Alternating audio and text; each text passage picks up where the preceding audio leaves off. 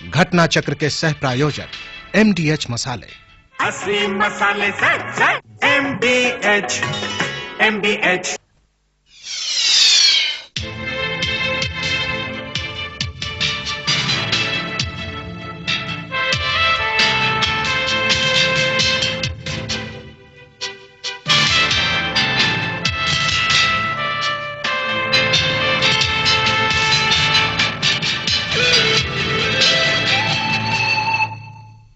नमस्कार। घटना चक्र में आप सबका स्वागत है। एक गाना आपने जरूर सुना होगा, हमने जफा न सीखी उनको वफा न आई, पत्थर से दिल लगाया हमने चोट खाई। मेरी मुराद पाकिस्तान और भारत के रिश्तों को लेकर के है। कुछ इसी तरह की रस्साकशी चल रही है। आज इतिहास में एक दोनों देशों के रिश्तों के इतिहास में एक बिल्कुल कड़वाहट भरा दिन है, जबकि हमारे चार्ज d'affaires सुधीर व्यास भारत आ चुके हैं और पाकिस्तान के एक्टिंग हाई कमिश्नर जिलानी साहब वो अपने देश वापस चले गए। मामला बिल्कुल तनातनी का है, जैसे को तैसा का ट्रीटमेंट चल रहा है। ये राजनीतिक कूटनीतिक तक कहां जाएगी, कहां ठहरेगी? क्या दोनों देशों के संबंध समाप्ति की ओर है, या ये जो रस्साकशी चल रही है ये कहां जाकर के तब्दील होगी, ये किसी को नहीं मालूम है। पूरी दुनिया की नजर इन दोनों देशों के रिश्ते पर लगी हुई है। आज हम ये टटोलने की कोशिश करेंगे, आखिर भारत और पाकिस्तान तू और मैं के किस्से में कब तक लगे रहेंगे और ये किस्सा कब तक चलेगा। बातचीत में हमारे साथ शामिल हैं, मैं आपका परिचय करा दूं। हमारे साथ बातचीत में हैं सुरेंद्र अरोड़ा जी हैं, जो कि फॉरेन अफेयर्स कमेटी जो भारतीय जनता पार्टी की है उसके इंचार्ज हैं, पूर्व राजनयिक हैं। सुरेंद्र जी, आपका स्वागत है हमारे इस कार्यक्रम में। और श्रीधर जी हैं हमारे रक्षा विशेषज्ञ। श्रीधर जी, आपका भी स्वागत है हमारे इस कार्यक्रम में। और एन राम साहब हैं, पूर्व डिप्लोमेट। राम साहब, आपका भी स्वागत है हमारे इस कार्यक्रम में। अरोड़ा जी, क्योंकि सत्ता पक्ष का मामला है, जब भी कोई एक्शन होता है तो रूलिंग पार्टी पर उंगलियां उठती हैं उनके निर्णयों पर। लेकिन मैं उंगली उठाने से पहले आपके हिसाब से जानना चाहता हूं कि आखिर ये सब क्यों हुआ है?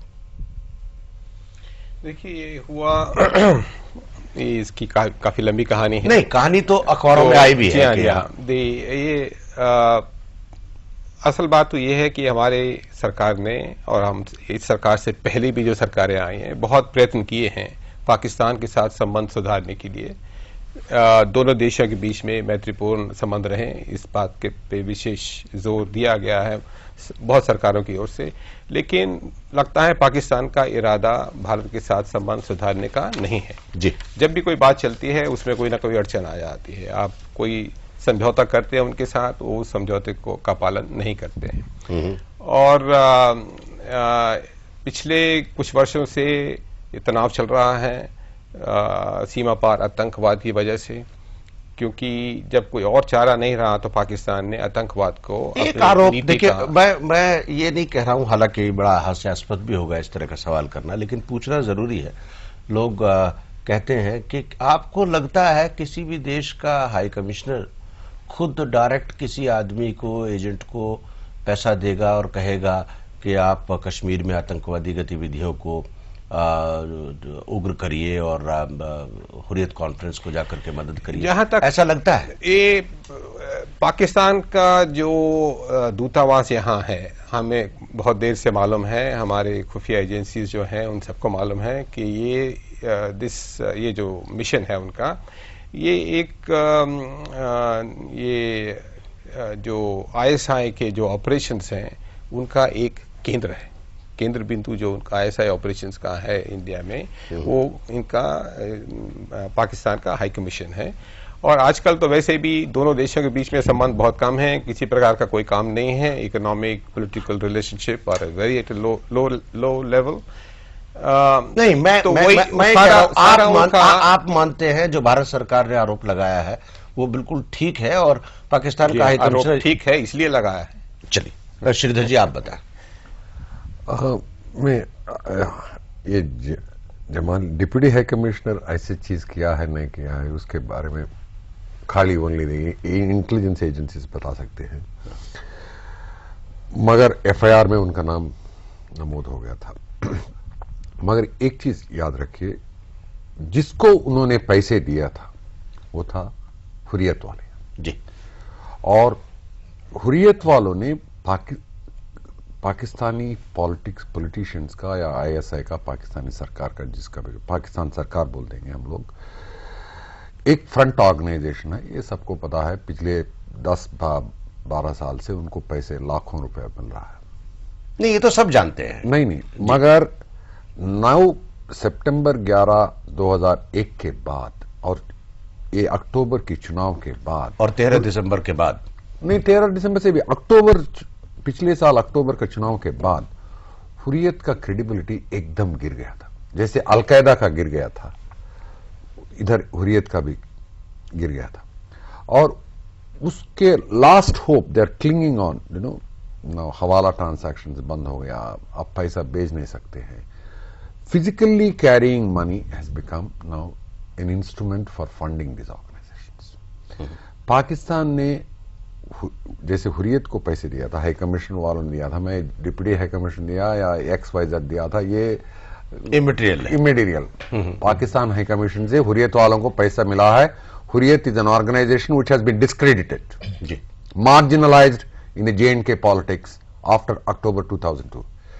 वही चीज पाकिस्तान ने 9/11 के बाद, सितंबर 11, 2001 के बाद तालिबान के साथ और अलकायदा के साथ कर रहा है। There is a certain amount of similarity in supporting the terrorist organizations. And as far as the Indo-Pak relations are concerned, we are right from the beginning saying that please come for a dialogue, no funding, no support to the terrorist organizations. I think this is the point which we want to convey when we said we have asked for the expulsion of Gilani. And Gilani is the central point. He is the neta, he is the leader. So whether he flack or admiration, he has to get it in the absence of the High Commissioner. So the Pakistani embassy is involving in this type of activity is now well documented. So after the expulsion of the ambassador, the High Commissioner, the Deputy High Commissioner is also continuing the same thing. I think now we have made it clear that you stop it or otherwise things will fall. Ram साहब, ये जितने document हमने बनाए और जिस तरह का television का प्रोग्राम हम कर रहे हैं, इस तरह के डॉक्यूमेंट वहां भी बने होंगे पाकिस्तान में, और सेम जो श्रीधर जी ने कहा वो वहां भी कहा जा रहा होगा। नहीं, सुधीर नायक ने कभी नहीं पैसे के इंतजाम, उन्होंने जो चार्ज लगाए अपने अखबार में, उन्होंने भी इसी तरह के चार्ज लगाए। They have not registered FIR there. I have seen the Pakistani newspaper today. Almost the level of the charges is same. Almost. Shagi Saab, registering an FIR and putting it in a, taking to a magistrate court means a judicial process has started. Yes, that's right. And Sudhir Naik के ऊपर ऐसे कोई इंतजाम नहीं लगा है। जी, मैं राम साहब यही पूछ रहा हूँ कि सी द आयरनी, क्योंकि हम लोग जब भी डॉक्यूमेंट तैयार करते हैं, जैसे अभी जुडिशियल प्रोसेस स्टार्ट हो गया, लेकिन गिलानी साहब तो चले गए पाकिस्तान, तो जुडिशियल प्रोसेस तो almost now I do not know what will be the fate. लेकिन मैं आपसे पूछ रहा हूँ, मेरा जो एक सवाल मेरे जहन में नहीं उतर रहा है, हो सकता है आपको लगता है किसी भी देश का हाई कमिश्नर इस तरह की फंडिंग करेगा और करने को तैयार होगा, और ISI का प्रेशर क्या उस पर इतना होता है? देखिए, हम लोग इस बहस में तकनीकी विश्लेषण कर रहे हैं। नहीं, मैं बाद में आऊंगा, क्योंकि मैं तकनीकी, मैं बेसिक मुद्दा जान लूं।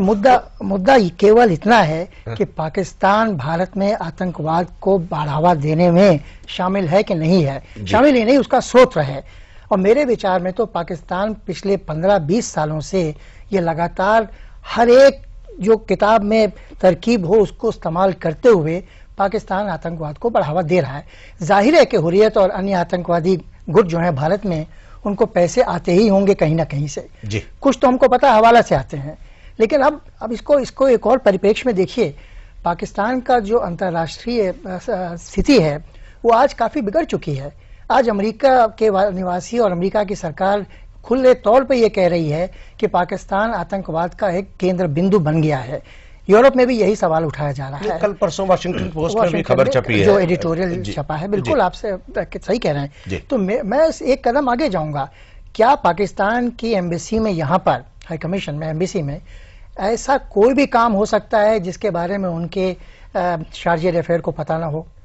अब ये दूसरी बात है कि उन्होंने खुद दराज खोल के पैसे इस औरत को थमाए हो या ना थमाए हो, ये तो इन्वेस्टिगेशन के बाद पता चलेगा। अंजुम जमरूदा की बात कर रहे हैं, ये तो जब पूरी इंक्वायरी हो जाएगी, इन्वेस्टिगेशन हो जाएंगे, तब उसके बाद पता लगेगा। लेकिन इतना तो साफ है कि ये पाकिस्तान एम्बेसी के शारजील अफेयर के आदेश पर ये पैसे दिए गए हैं।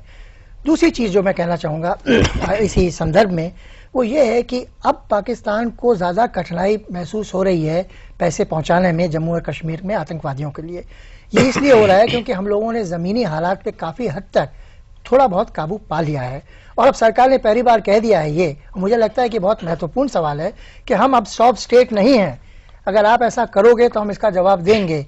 और जो आप कह रहे हैं ज्यों का त्यों, टिट फॉर टैट, वो करके ये हम संदेश देना चाहते हैं कि अब आप हमारे घरेलू मामलों में इस तरह की छेड़खानी मत कीजिए। जी, हम लोग राम साहब चलते हैं छोटे से ब्रेक के बाद हम लोग लौट करके आएंगे और भारत और पाकिस्तान के रिश्ते में जैसे को तैसा की जो कूटनीति चली है उसके परिणामों पर गौर करेंगे छोटे से ब्रेक के बाद।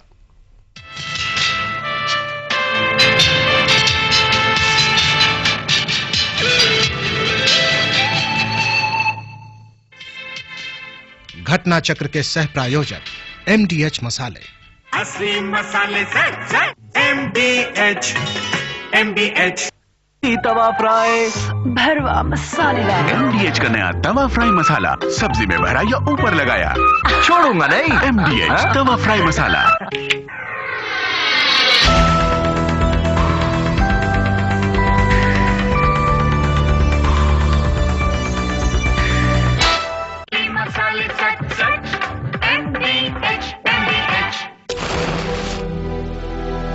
पेट्रोलियम कंजर्वेशन रिसर्च एसोसिएशन बताते हैं, दाल, चावल या मीट पकाने के लिए प्रेशर कुकर का इस्तेमाल करें।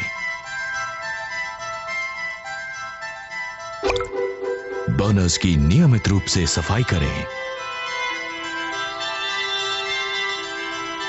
गैस बचाएं।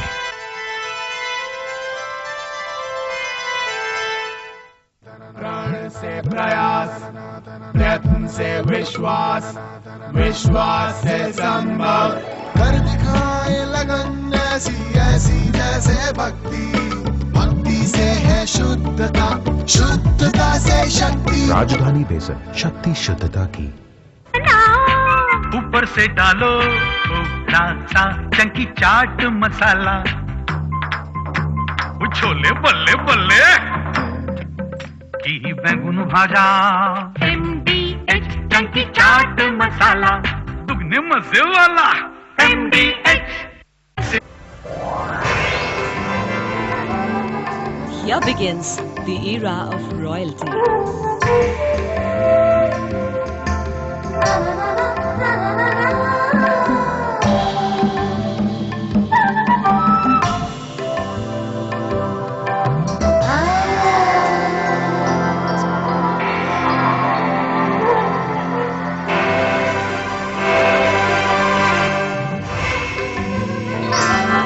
For designer clothing, of course. PP Design Estate from the house of PP Jewelers.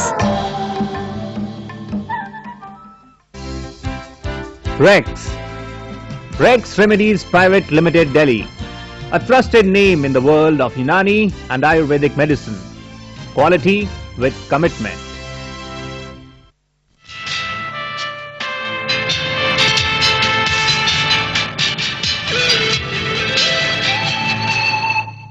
घटना चक्र में आप सबका एक बार फिर से स्वागत है। हम लोग बातचीत कर रहे हैं भारत और पाकिस्तान के रिश्तों पर जैसे को तैसा। ये नया आयाम है इन रिश्तों का।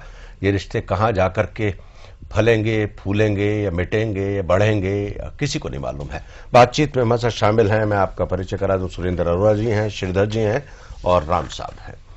आप सबका एक बार फिर से स्वागत है। मैं अरोड़ा साहब आपसे एक सवाल करना चाह रहा हूं। आपने जो कहा कि जो हमने आरोप लगाए हैं वो बिल्कुल ठीक है, लेकिन एक सवाल और खड़ा होता है, जब भी किसी भी देश की सरकार इस तरह का काम करती है तो उसके पूरे अंजाम मालूम होते हैं। आपको लगता है पाकिस्तान इस तरह की गलतियां या उदंडता करेगा कि अपने चार्ज डे अफेयर्स को या डिप्टी हाई कमिश्नर को ड्यूटी पे लगाएगा और उसको कॉन्सिक्वेंसीज नहीं मालूम? ये रणनीति हमको नहीं समझ में आई, पाकिस्तान ने रणनीति क्यों अपनाई, आप इसको समझाएंगे? ये कोई नई बात नहीं है, पाकिस्तान ये चीजें काफी देर से करता आया है। उन्होंने कई तरह की नहीं देखिए चीजें आप मिलिटेंट के थ्रू मदद भेजते हैं वो समझ में आ सकती है, नहीं उदंडता की जहां तक बात है वो काफी देर से करते आ रहे हैं। हमारे जो डिप्लोमेट्स हैं इस्लामाबाद में जिस प्रकार से उनको ट्रीटमेंट दिया जाता है, ये कोई नई बात नहीं है, ये तो काफी देर से चली आ रही है। मैं खुद था वहाँ 71 में जी, तो उन दिनों भी संबंध में बहुत तनाव था और हमारे पीछे वो 24 घंटे खुफिया पुलिस लगे रहते थे उनके, तो और उनका जो व्यवहार था हमारे साथ वो बहुत ही उदंडता वाला था। इसलिए मैं कह रहा हूँ कोई नई बात नहीं है, 30 साल पहले भी यही हाल था। तो ये जो इस तरह का व्यवहार पाकिस्तानी डिप्लोमेट से, पाकिस्तानी मिशन से क्वाइट एक्सपेक्टेड है। ये जो आप बता रहे हैं ये एक माइंडसेट है पाकिस्तान का इंडिया के प्रति, या ये कॉन्स्पिरेसी है, या ये रणनीति है, या ये कूटनीति है, और या ये गेम प्लान है, क्या है ये? उनका ये माइंडसेट ही ऐसा है कि भारत को एक शत्रु के रूप में देखते हैं, एज एन एंटेगनिस्ट जी। तो इसी वजह से जब भी हमने प्रयत्न किए हैं संबंध सुधारने की, तो उनका संबंध सुधारने की ओर ध्यान नहीं जाता है, क्योंकि पाकिस्तान सरवाइव करता है, इंडिया के साथ दुश्मनी हो, शत्रुता हो, तभी पाकिस्तान की जो प्रेजेंट एस्टेब्लिशमेंट है वो सरवाइव कर सकती है, अदरवाइज वो सरवाइव ही नहीं करेंगे, पाकिस्तान का अस्तित्व भी खतरे में पड़ जाता है। तो ये उनका शुरू से माइंडसेट रहा है और चलता रहेगा। मुझे तो लगता है कि ये अब बात यहाँ तक पहुँच चुकी है कि दोनों देशों के बीच में संबंध बिल्कुल लो स्तर पे, नीचे स्तर पे आ गए हैं, और अभी इनको कंटिन्यू करने का कुछ मुझे फायदा नजर नहीं आता है।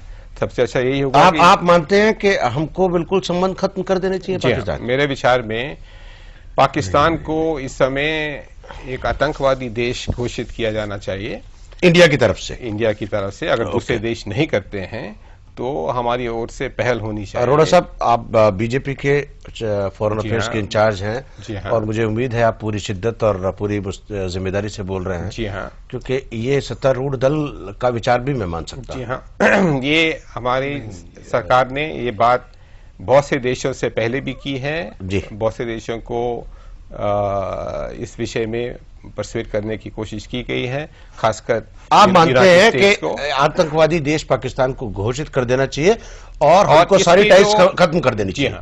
जी श्रीधर जी, मैं उसी बात पे फिर आता हूँ, पाकिस्तान वाले जो सवाल मैंने अरोड़ा साहब से किया था कि हमको पाकिस्तान की रणनीति नहीं समझ में आ रही है, क्योंकि रिश्ते बनाना। सबसे पहले त्यागी साहब जी, जो अरोड़ा साहब कह रहा है संबंध तोड़ना है, बातचीत नहीं करना है, हाँ। उससे हम बिल्कुल सम्मत नहीं है। Let me make it put on the card on the table. Let it go on record. Okay.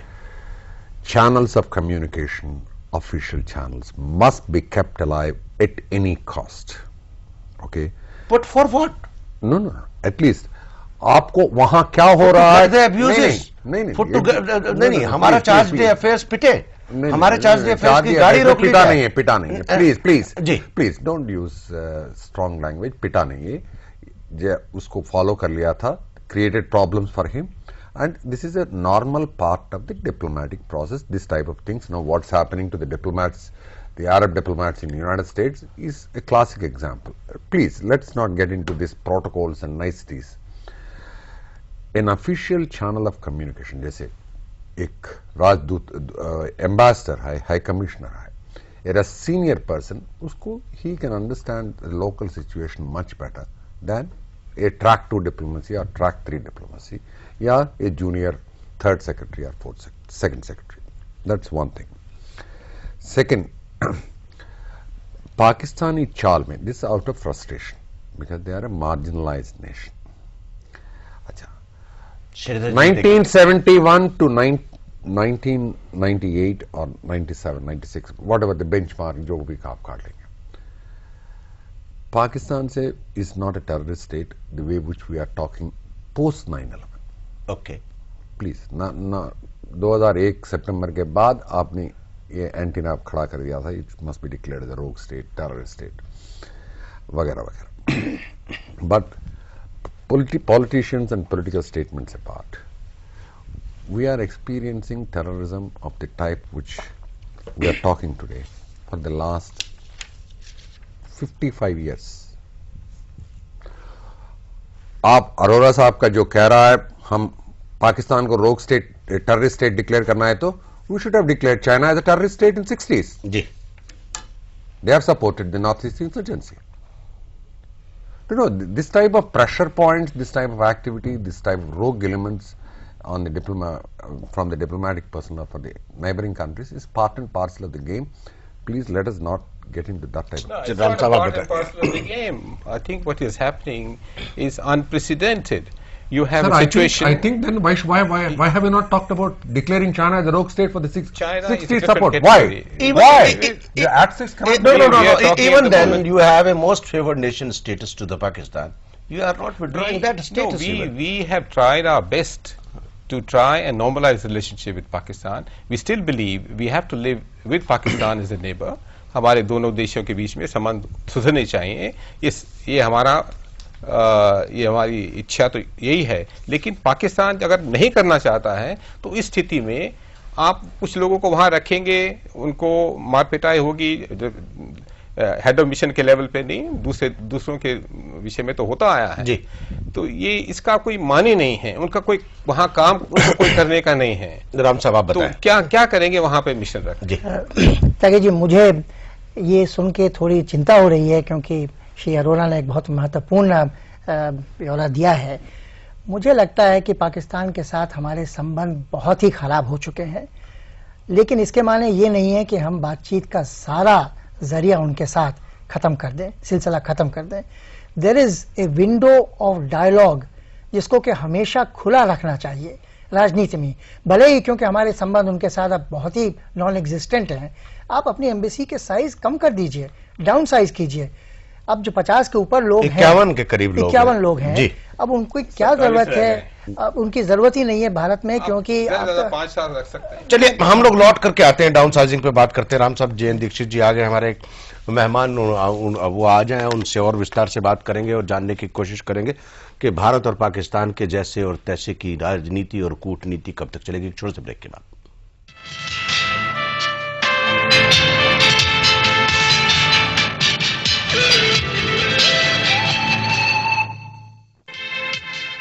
घटना चक्र के सह प्रायोजक MDH मसाले.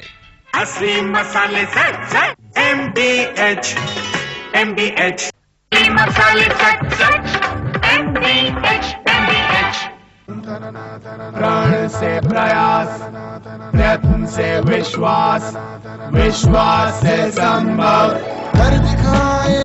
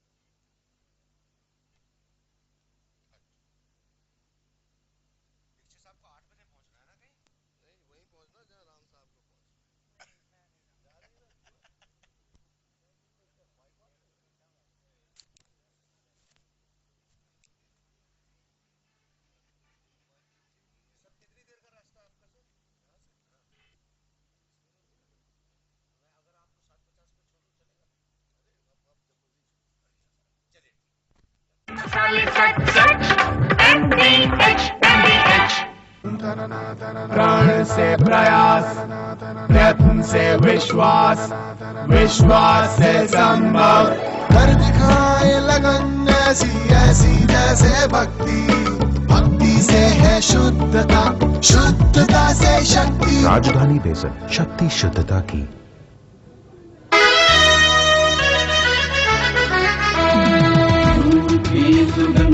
जहाँ जहाँ जाए शुभ लक्ष्मी वहाँ खुशियों में आए।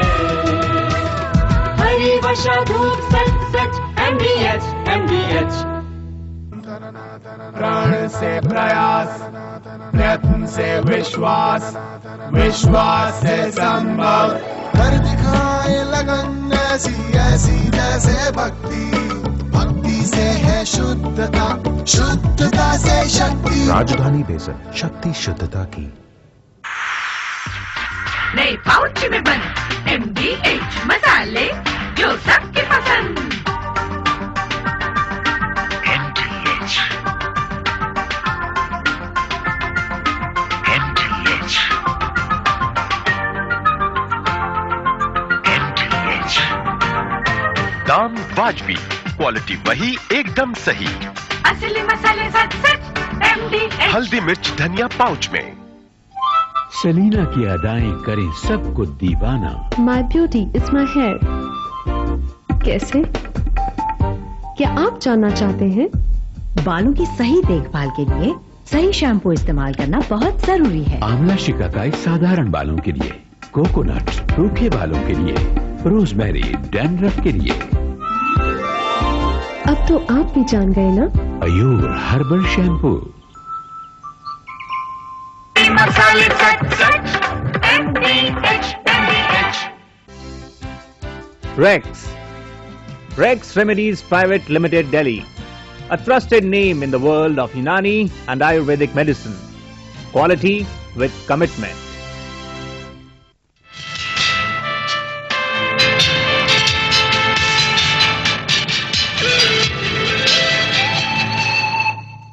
घटना चक्र में आप सबका एक बार फिर से स्वागत है। भारत और पाकिस्तान के संबंधों पर बातचीत हो रही है। आज भारत और पाकिस्तान के इतिहास में कड़वाहट भरा दिन है। दोनों देशों के राजनयिक अपने अपने देशों को वापस आ गए हैं और हम ये जानने की कोशिश कर रहे हैं कि दोनों देशों में ये कड़वाहट क्यों है और कब तक चलेगी, क्या इसका कोई अंत होना है या नहीं।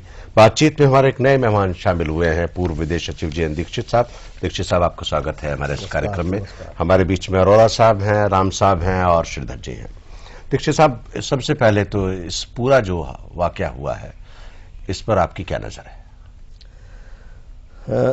मुझे मेरा दृष्टिकोण थोड़ा अलग है जी।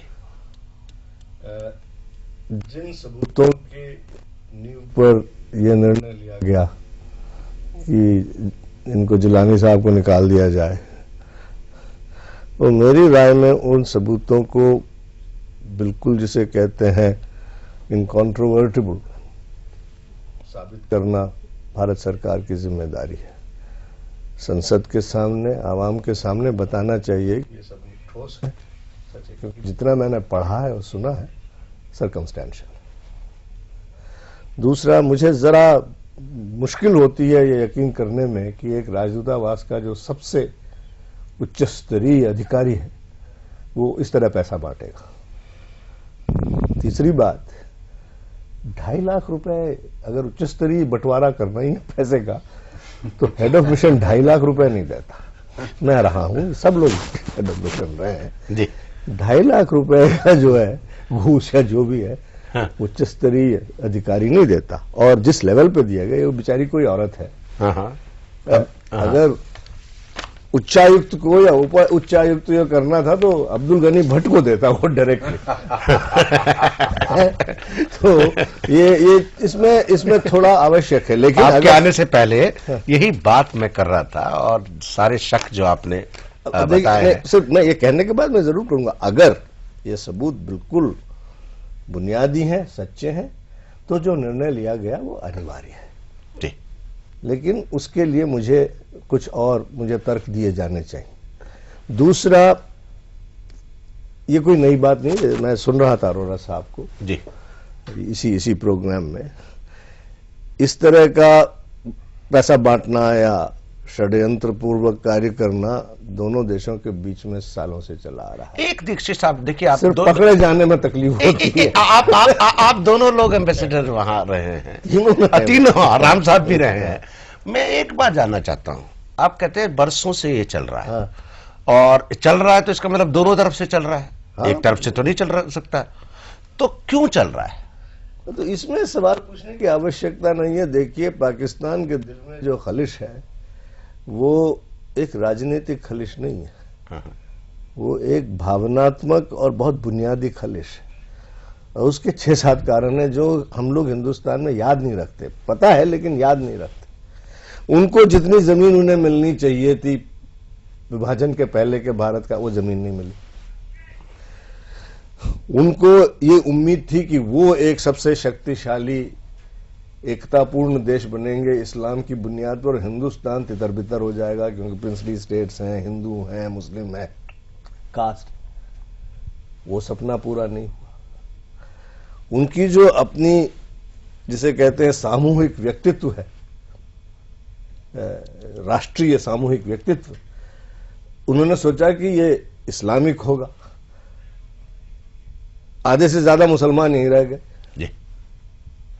अच्छा, दूसरी चोट ये लगी उस 2 नेशन थियरी, द्विराष्ट्रीय जो उनकी थियरी है, बांग्लादेशी अलग हो गए। वो खैर अब तय नहीं कर पा रहे हैं कि वो मुसलमान है कि बांग्लादेशी हैं, लेकिन अलग तो हो गए जी।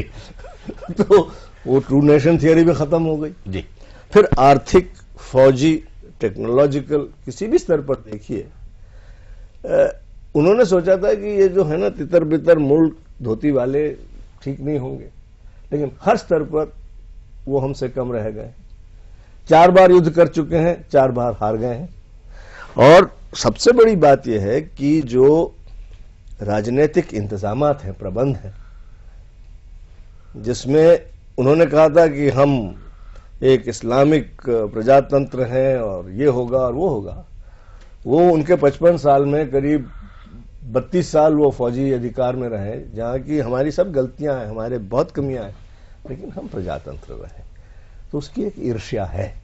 आपको लगता है अरोड़ा साहब, जो दीक्षित साहब ने कहा कि इतनी पुरानी खलिश के चलते आदमी इतिहास को याद रखेगा और इस तरह की हरकतें वर्तमान में करेगा और ये दिन ब दिन बढ़ती चली जाएगी? ये हरकतें चलती आ रही हैं। मैंने पहले भी आपसे जिक्र किया इस बात का कि ये कोई नयापन नहीं है इसमें। नहीं, इसके तार मुझे कहीं और जुड़े दिखाई देते हैं। ये तो जो उनके जो माइंडसेट है जी, चला आ रहा है एंटेगनिस्टिक, भारत के खिलाफ, जैसा दीक्षित साहब ने कहा कि भारत को तितर बितर करने का उनका इरादा शुरू से है, अब वो नहीं हो पा रहा है। तो उसी सिलसिले में ये आतंकवाद का जो सिलसिला शुरू हुआ है, उसी वजह से, क्योंकि लड़ाई करके, जैसे उन्होंने कहा 4 लड़ाइयाँ की तो उसमें मार खा गए, कुछ नहीं कर पाए, तो ये आतंकवाद उन्होंने शुरू किया, सीमा पार आतंकवाद। इसमें सीधी लड़ाई नहीं होती है, छुपे तरीके से किया जाता है। आप क्या कहेंगे? दीक्षित साहब ने जो सारी बात कही, बस दीक्षित साहब जो कह रहा है उससे सहमत हूं, मगर बात यह है 55 साल आपने चलाया ये जंग या डिफरेंस ऑफ ओपिनियन, परसेप्शंस। हमारे पास क्या कमी है? 55 साल में पाकिस्तान में कोई परिवर्तन नहीं ला पाया। We failed to bring any change in Pakistani perceptions. और पाकिस्तानी फौज से बात कर लीजिए, मुलाकात कभी कभी होती है हमको, they can never forgive you for 71। बार बार आपको याद दिलाते हैं आपने हमारा देश को तोड़ा है।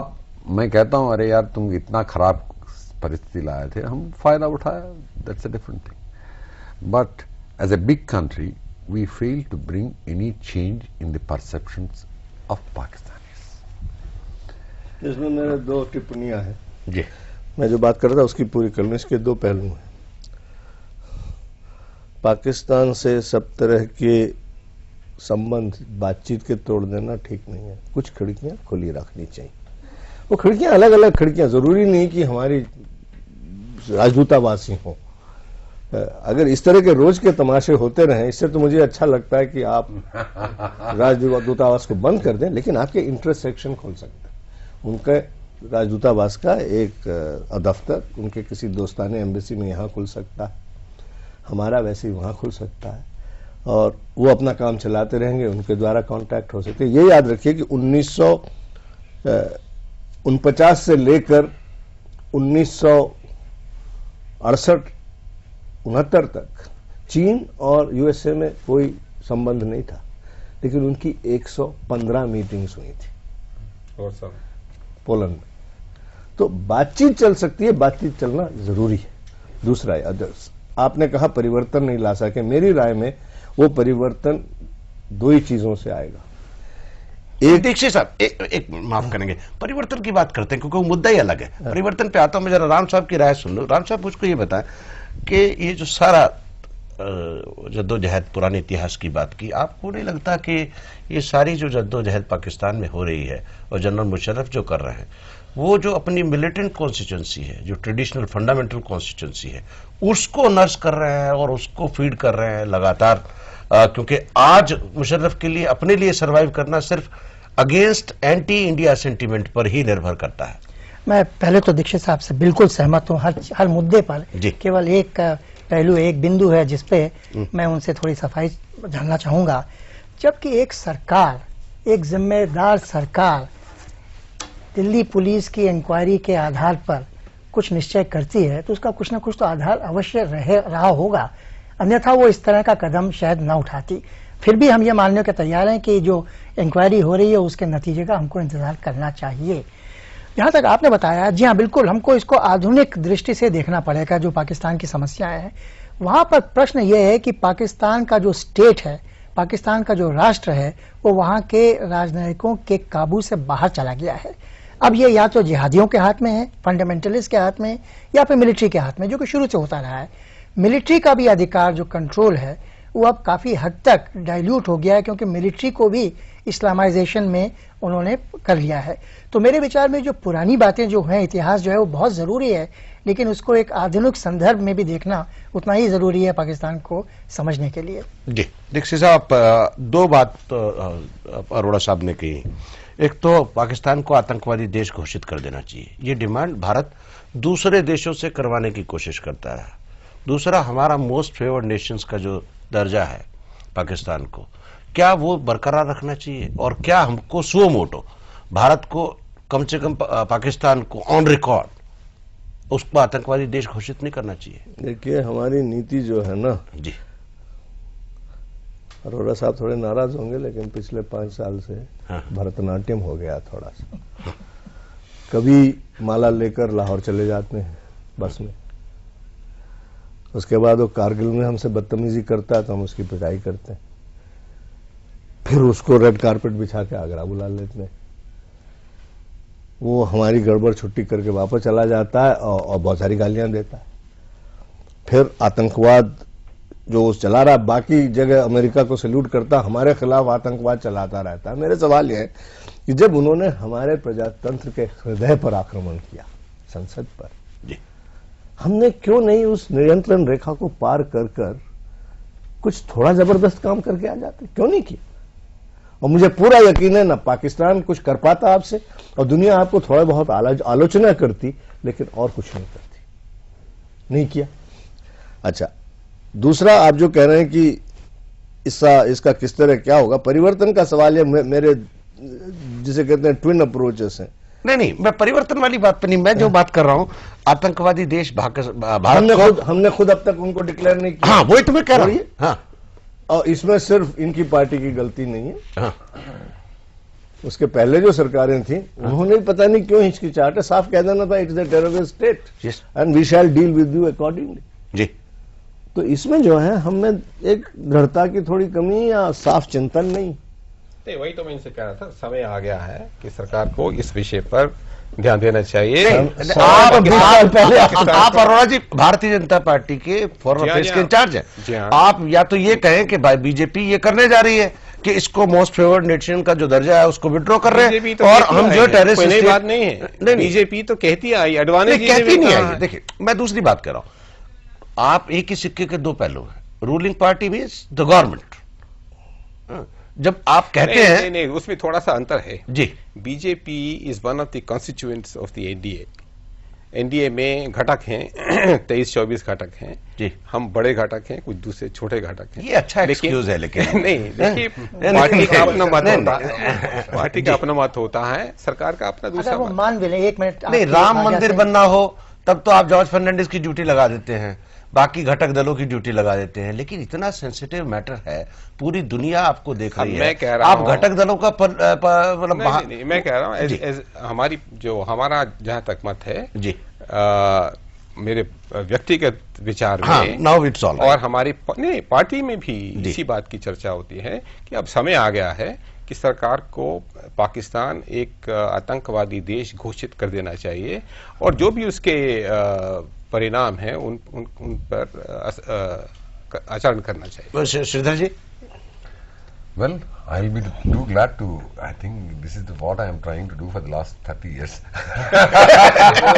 मोस्ट फेवर्ड नेशन का जो सवाल आपने उठाया जी, उसका कोई मतलब नहीं है जी। वो मोस्ट फेवर्ड नेशन हम कहते हैं, लेकिन वो उस तरह का कोई रिश्ता नहीं बनता, मीनिंगलेस चीज है जी। आप नहीं भी करने कोई फर्क नहीं पड़ता, करें तो भी कोई फर्क नहीं पड़ता। असलियत यह है कि वो संबंध जो व्यापारिक और आर्थिक होने चाहिए वो नहीं हो रहे।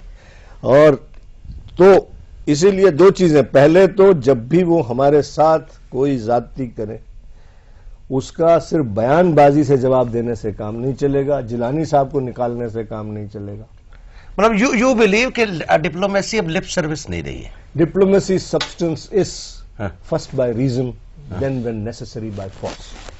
एक चीज, मैं बिल्कुल सहमत हूँ दीक्षित जी से। दीक्षित जी ने एक चीज इतना खुल के नहीं कहा, लेकिन वो तात्पर्य उनका वही था कि भारत, मेरे ख्याल से चाहे कोई भी सरकार रही हो केंद्र में, has been a soft state.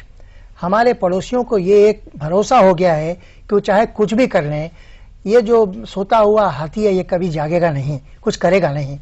अब समय आ गया है, और मेरे ख्याल से इस निर्णय का एक ही केवल सिग्निफिकेंस महत्व है, वो ये कि भारत ने ये इशारा दे दिया है अब कि अब भारत जाग गया है, और अगर कोई हमारे साथ छेड़खानी करेगा जिस तरह की जिलानी साहब ने की है या दूतावास ने किया है, ये तो आगे ही बात पता चलेगी, भारत अब इसको सोते हुए नहीं लेगा, इसको अब कोई ना कोई प्रतिक्रिया। एक दीक्षित साहब, एक विरोधाभास है। वहां की जनता से जब हम बात करते हैं, वहां के जर्नलिस्टों से मिलते हैं, पाकिस्तान के, आप भी मिलते होंगे, बहुत खुले दिल से मिलते हैं और बात कहते हैं सब दीवार गिरनी चाहिए और डिप्लोमेटिक ये जो हो रहा है ये हम नापसंद करते हैं, और हिंदुस्तान में भी लोग पाकिस्तान से बहुत बढ़िया रिश्ते बनाना चाहते हैं। फिर गड़बड़ कहाँ है? दोनों सिर्फ जो मुखिया लोग हैं वही दोनों को देश को नहीं मानता। मैंने 3.5 साल वहां नौकरी की है, 3 साल। ये एक आर्टिफिशियल की बात है कि सलाम करके आपके साथ वो क्या कहते हैं सभी खा लें, ये कर लें। व्यक्तिगत दृष्टिकोण से वो बहुत ही तमीज वाले, बहुत सभ्यता के आदमी जी, लेकिन उनका जो सबसे लिबरल व्यक्ति है, एक का नाम ले लेता हूं, अस्मा जहांगीर जी, जो मेरी दोस्त हैं, ह्यूमन राइट्स एक्टिविस्ट। कश्मीर की बात करिए, बौखला जाएंगे, बैलिस्टिक हो जाएंगे, कहेंगे नहीं। तो ये दीवार गिराना, प्यार मोहब्बत करना, ऊपर की बात, ये जब तक उसको सचमुच में नीति में नहीं बदला जाता, इसके लिए दो ही सॉल्यूशंस हैं। एक तो पाकिस्तान को थक जाना चाहिए, उसको थका देना चाहिए, जो वो करता है षड्यंत्र और जो कोशिशें कर रहा है, उसके मन में बात बिठानी चाहिए, कुछ कर ले, वो सफल नहीं होगा। और दूसरा, वो करते वक्त कम्युनिकेशंस नहीं तोड़ने चाहिए, कम्युनिकेशंस चलते रहने चाहिए। आपने बहुत बढ़िया बात की। मैं अरोड़ा साहब के पास आता हूं। अरोड़ा साहब, ये मुझको ये बताइए कि थका देने का क्या तरीका है? डिप्लोमेसी में दीक्षित साहब ने कहा थका देने का अर्थ है जंग, थका देने का अर्थ है रास्ते बंद कर देना, थका देने का अर्थ है कि विंडो खुली रखना लेकिन चुप रहना। थका देने का क्या? देखिए, थका देना एक तरफ से ये भी होता है कि आप हर तरह के संबंध उनसे तोड़ दीजिए, आप उनसे कुछ, क्योंकि वो किसी स्फीयर में भी हम आगे नहीं बढ़ रहे हैं, तो आप अपने आप को एक डिफेंसिव पोस्चर में ले आए। I am not talking of aggression, Pakistan के खिलाफ एग्रेशन वगैरह की बात हम नहीं करते हैं, लेकिन ये अगर बॉर्डर को आप सील करते हैं, क्योंकि बहुत से लोग वहाँ से आते हैं, आने जाने में हमें बहुत परेशानियाँ हो रही हैं। बहुत से पाकिस्तानी यहाँ पे, हज़ारों लोग ऐसे हैं जो वीज़ा लेके आए हैं, वापस नहीं गए हैं। वो कुछ उनमें से कई एक हैं जो ISI का भी काम करते हैं। इन सब की हमें तलाश करनी होगी। पाकिस्तानियों के साथ कुछ देर के लिए संबंध बिल्कुल तोड़ देने चाहिए. Let them stew in their own juice. That's my point. They won't stew in their own juice by these gestures. मैं बात कर लूं जी.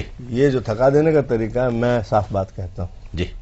थका देने का एक ही तरीका है कि जब भी वो हमसे ऑन द ग्राउंड कोई खास बात करें, उसका जबरदस्त टेंजिबल जवाब देना चाहिए, जिसको उनको लगे कि हाँ इसका गलत असर हम पर होगा, वो फौजी कार्रवाई.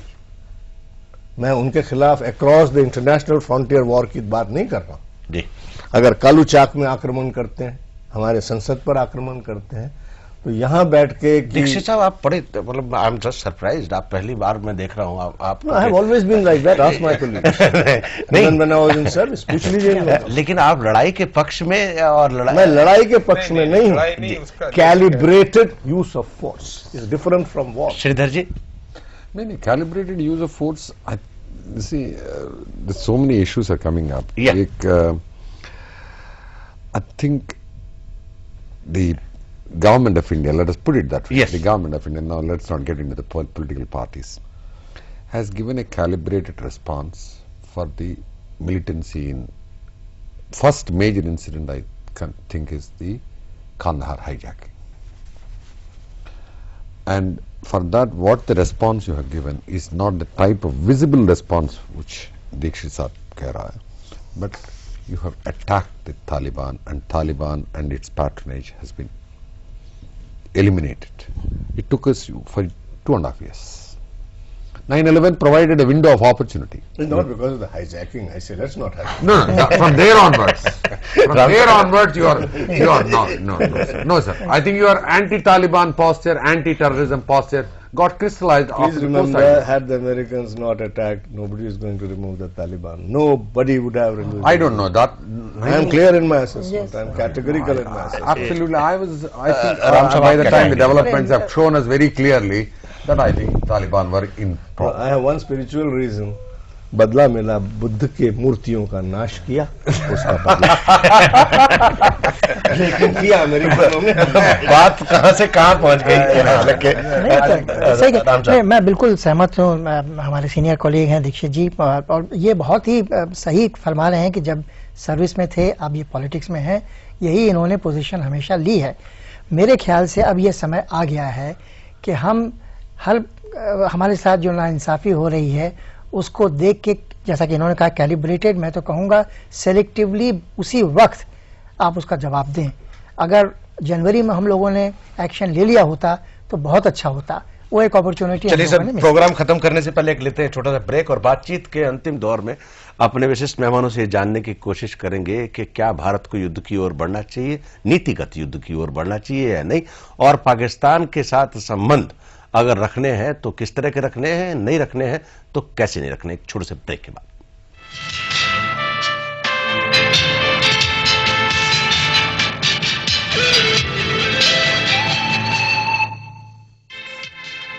घटना चक्र के सह प्रायोजक MDH मसाले. असली मसाले से MDH तवा फ्राई भरवा मसालेदार. MDH का नया तवा फ्राई मसाला, सब्जी में भरा या ऊपर लगाया, छोड़ूंगा नहीं. MDH Tawa fry masala. Here begins the era of royalty.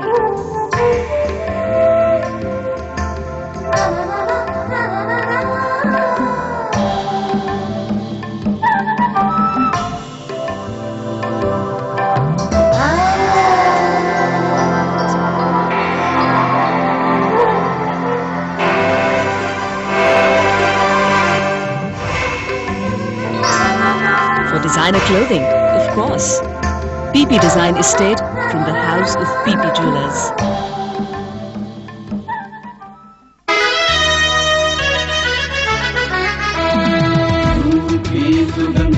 जहाँ जहाँ जाए शुभ लक्ष्मी वहाँ खुशियों पे आए. हरी वर्षा धूप सच सच MDH. Petroleum conservation research association बताते हैं, दाल, चावल या मीट पकाने के लिए प्रेशर कुकर का इस्तेमाल करें. बर्नर्स की नियमित रूप से सफाई करें. गैस बचाएं।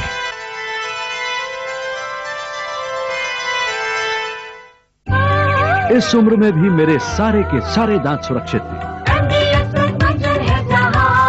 दांतों की सुरक्षा है वहाँ, असली दंत मंजन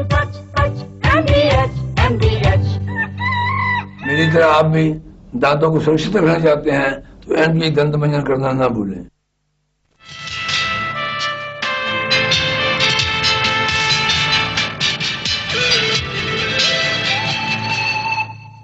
घटना चक्र में आप सबका एक बार फिर से स्वागत है। भारत और पाकिस्तान के संबंधों में जैसे को तैसा का दौर है। क्या करना चाहिए, किस दिशा में इन दोनों देशों के संबंध जाएंगे भी या नहीं जाएंगे, ये तय करने की कोशिश कर रहे हैं। बातचीत में हमारे मेहमान शामिल हैं, JN दीक्षित साहब हैं, AN राम साहब हैं और श्रीधर जी हैं और सुरेंद्र अरोड़ा जी हैं। राम साहब, आप बताइए, बातचीत बिल्कुल अंतिम दौर में है, क्या आपके नजरिए से होना चाहिए? बातचीत का रास्ता तो खुला रखना चाहिए। आज शायद बातचीत संभव नहीं है आज के माहौल में, और मैं सरकार की नीति से सहमत हूं।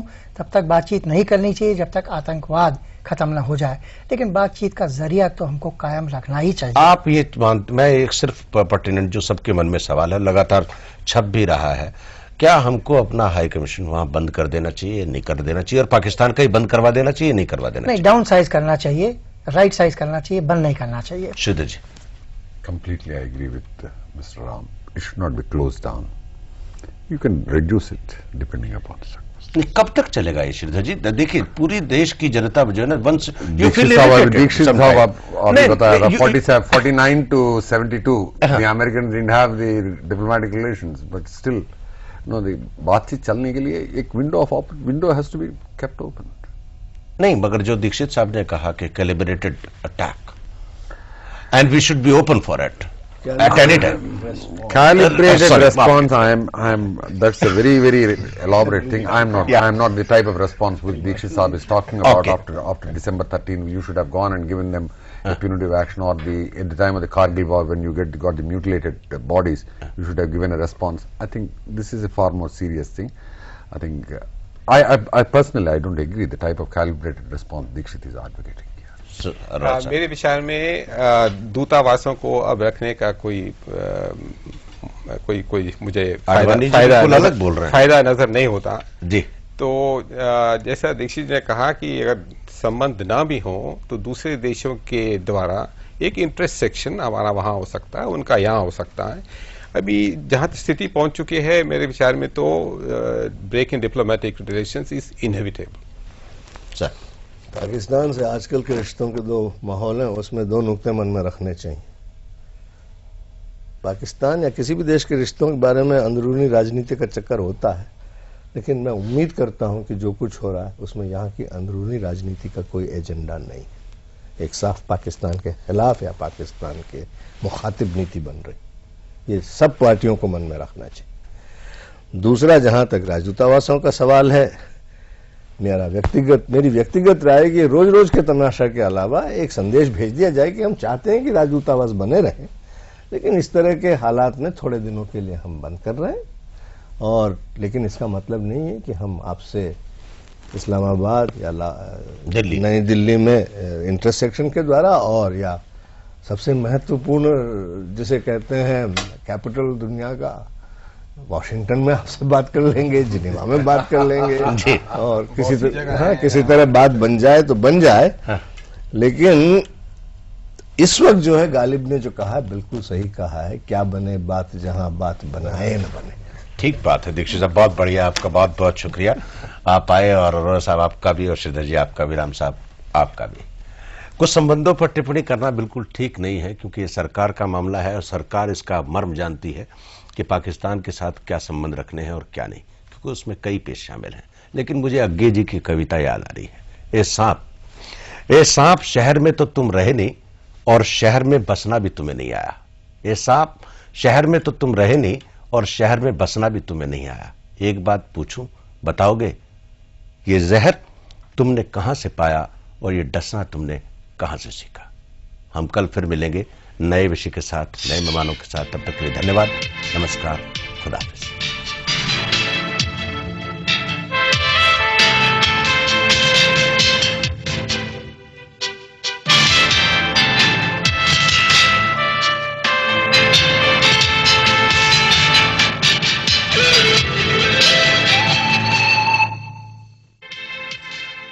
घटना चक्र के सह प्रायोजक MDH मसाले। असली मसाले से MDH